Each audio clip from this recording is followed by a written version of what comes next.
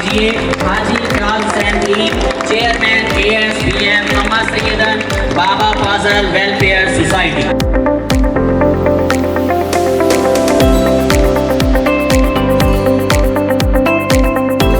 हमारे दोस्त इधर तशरीफ लाए हैं, मैं उनको सबको दिल की अथाह गहराइयों से वेलकम करता हूँ।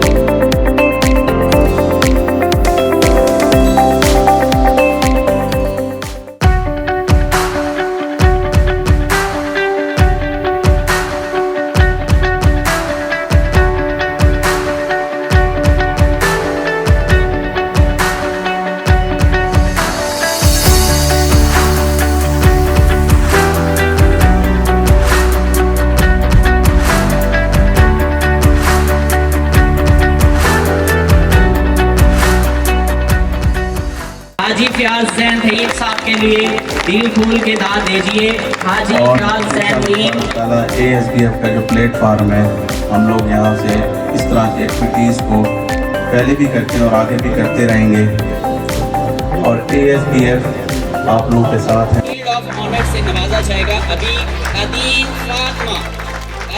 फातिमा तो दूसरी पोजीशन के लिए नजम मुस्तफा जी, पहली पोजीशन हासिल करने वाली बच्ची हैं आयशा ज़हूर।